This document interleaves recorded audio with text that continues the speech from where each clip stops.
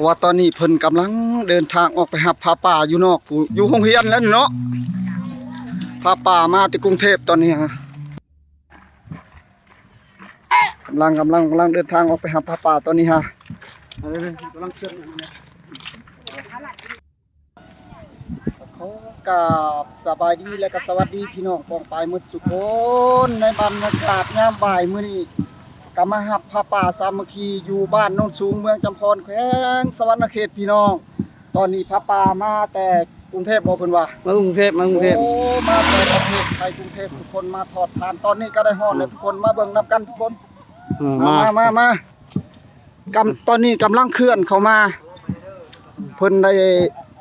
เคลื่อนเข้ามาเสวัสดิ์ทุกคนตอนนี้ฮะกำลังเคลื่อนเข้ามาตอนนี้กำลังเคลื่อนเข้ามาทุกคนผ้าป่าก็ได้ฮอดมาฮอดเป็นทีเรียบร้อยตอนนี้ก็กำลังเดินทางเข้าวัด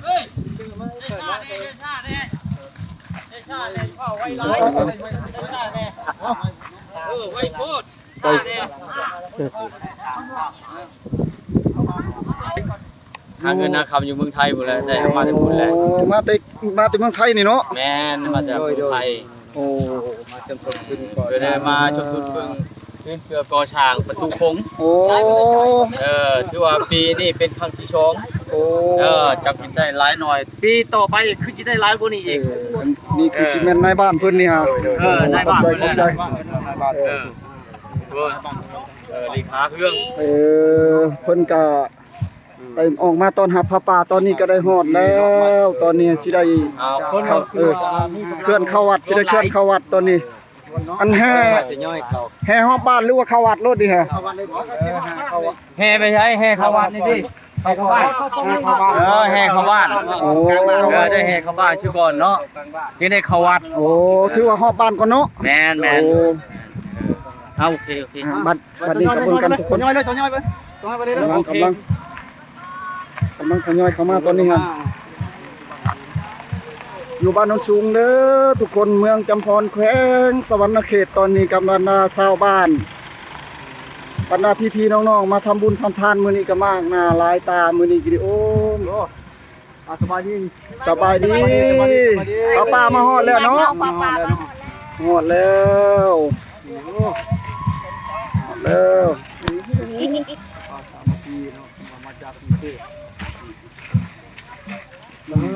เขากล้องเด้อลายนี่พี่น้องคึก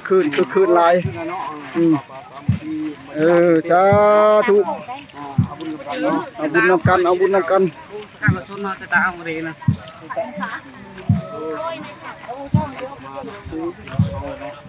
กำลังเคลื่อนสบายดีสาวเพิ่นมาลายเนาะเราเนาะมาลายเนาะยกมือกันเด้อโอ้เป็นตะมวนเนาะมื้อนี้สวัสดี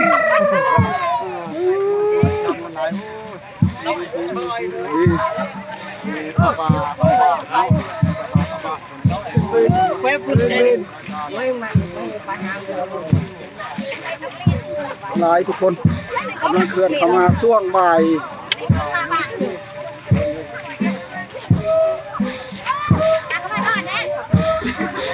เข้ามาฮ้อนขึ้นแรงเงินเลยยังห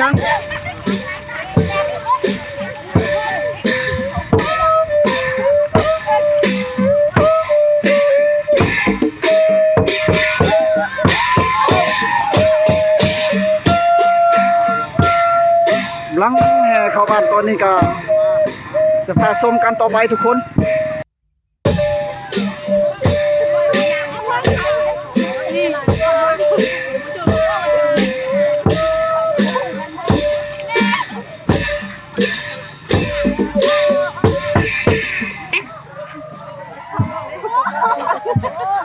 สบายดี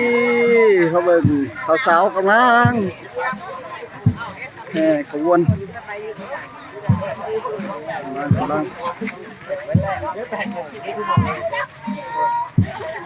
กำลังเข้าบ้านพี่น้องตอนนี้กำลังเข้าบ้าน ตอนนี้หันกำลังมุ่งหน้าเข้าฮอดบ้านเลยทุกคน เข้ากลางบ้าน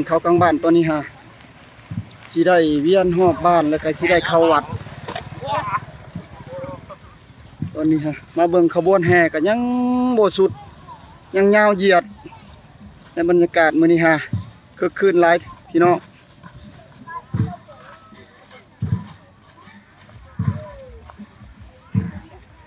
ก็สิได้แห่ไปเรื่อยๆบ่าวคำพงก็ดิ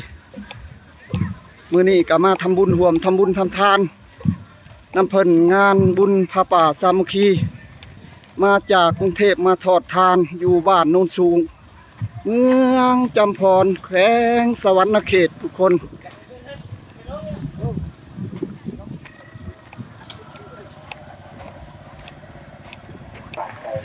ตอนนี้ก็กำลัง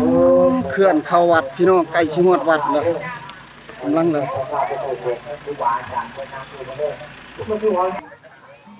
ตอนนี้ก็กำลังเคลื่อนเข้าวัดแล้วทุกคนขบวนพระป่าเฮาก็ได้มาฮอดวัดตอนนี้ฮะพระป่ามาละ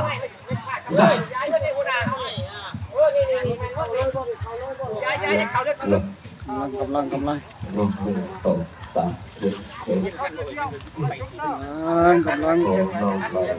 มาชิคเขาไปรถชิคเขาไปนะนี่มาพี่มาเป๊ะเออชิคเขาไปได้เข้ามากำลังก็สิได้เวียนเข้าวัดนี่สิได้เวียน3รอบอีกทุกคนทุกคนเลยมื้อนี้จะเป็นมื้อบุญพระป่าสามัคคีมาจากประเทศไทยได้มาสมทบสร้างกับบ้านเมืองสูงเนาะของพวกเราขอทุกทีเจริญพรบนองค์พระบาทผู้ที่เอาเจ้าพระแห่พระบาให้ผมมอบเนาะสาธุแล้วก็มาถวายแล้วนอกจากได้คือว่าโจก็ทุกคนเพราะว่าเพิ่นสิเวียนทางใดเพิ่นก็ยังพิจารณากันอยู่ทุกคนตอนนี้รถพระป่าเฮาก็นั่งหยุดจักเพิ่นสิเฮ็ดอะไรพี่น้องพังอยู่ก่อนเรื่องจักมาพูดหลายว่าตอบแรกนะหาของป้าก็ทั้งสาราร่วมน้อมมาแลกครับมาต่อยอดยกยอดชอบว่าเด้อพ่อใหญ่ในไง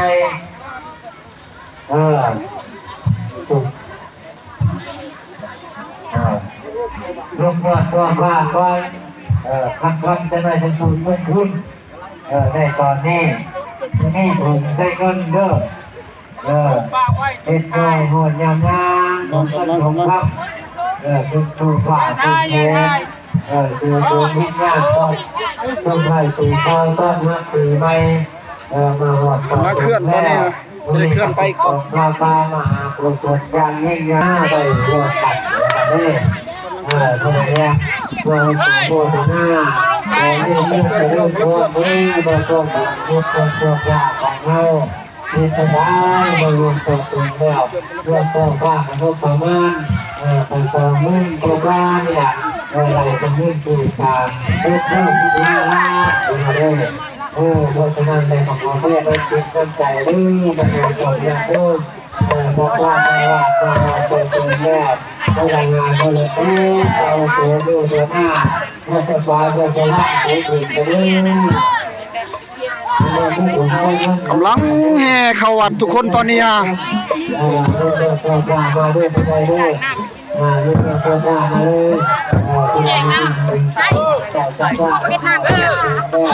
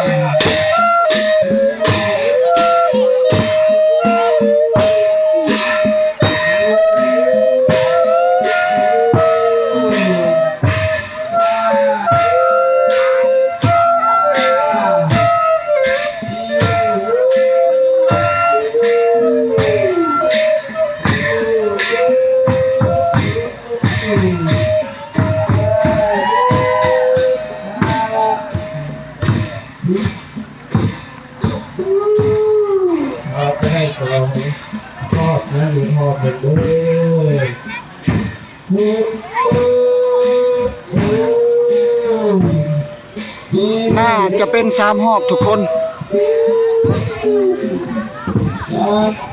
น่าจะเป็น3หอบน่าจะเป็น3หอบ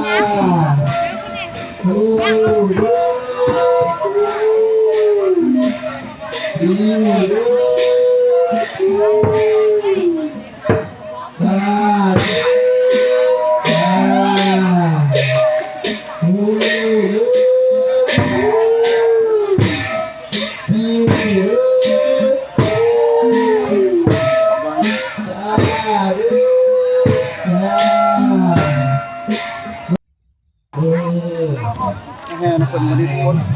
อยู่บ้านโนนสูงเมืองกำพรแขวงสวรรณเขตบรรดาพี่ๆน้องๆโอ้เต็มไปด้วยผู้คนมาทำบุญทำทานมื้อนี้อ่ะ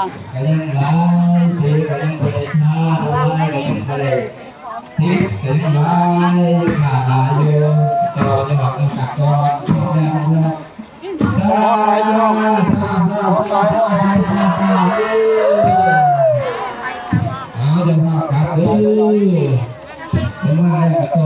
ตอนนี้ก็ได้ห่อ3หอบเลยทุกคนเรียนก็ได้จบเป็นจบพิธีทุกคนตอนนี้ครับพ่อกันสู่เมืองพ่อกันสู่ผมได้เดี๋ยวบอกครับเด้อข้าวนี้จากกันเด้อบันเด้อหลังจากเทของพระป่าเข้าไปตั้งไว้หันแล้วทางขอเรียนเชิญเจริญพรทางผู้ใหญ่บ้านอนุกรรมการบ้านเฮาผู้สำคัญเด้อมาป้อนถึงตกยอดช่อผ้าเด้อว่างกองบังสกุลแล้วกองพระป่าแล้วแล้วมาพี่บัดนี้ที่ทำพิธีเด้อทำพิธีป้าพี่เด้อยุ่งยอดช่อผ้าคนเด้อจะชุบผ้าขึ้นจากการเด้อเวียกบัดนั้นแล้วเด้อไม่ออกเด้อยอดครั้งนำกันเจก้อนมาต่อยอดนำกันเจก้อนมีกับไฟฟ้า5 ชิ้นเล็กๆน้อยๆแล้วก็มาต่อยอดยกยอดช่อผ้าไฟฟ้าสั้นเราจะชื่อพวกเป็นพิธีนี่มาเด้อไม่ออกเด้อขอเชิญอนุกรรมการพยาบาลเกิดหลายอย่างคืออาตมาพระผู้ต้องเกียรติผู้สังเกตบรรยากาศเนาะบรรยากาศเลยสุขุสุขคนโยมพอนะบัดนี้เพิ่นก็สิได้มัดธงขึ้นต่อยอดเสาผ้าทุกคนมัดยอดเสาผ้าขึ้นตอนนี้ จะโยมแดงบ้านรถบัวน้ำโมทนาต่อยอดกำลังมัดยอดโซฟาตอนนี้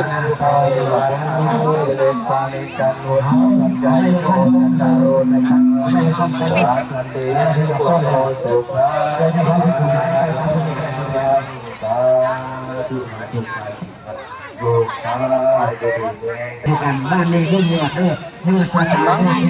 ป้อนทงพี่น้องสิเอายอดโซฟาขึ้นตอนนี้สิเอายอดโซฟาขึ้นตอนนี้ ป้องไปขึ้นกันได้ขึ้นกันได้ขึ้นมาที่คนอยู่ลืมไม่ได้ได้ที่คนมาขึ้นเราเคยคนเดียวขึ้นกันที่นี่กันได้ฟองเราทุกแกนทุกเรื่องทุกอย่างเกิดเพราะว่าเดินเจอกันเรื่องนี้สะดวกให้กันเรื่องของการเรื่องของการเรื่องของเรื่องบุญเรื่องการเรื่องชีวิตว่า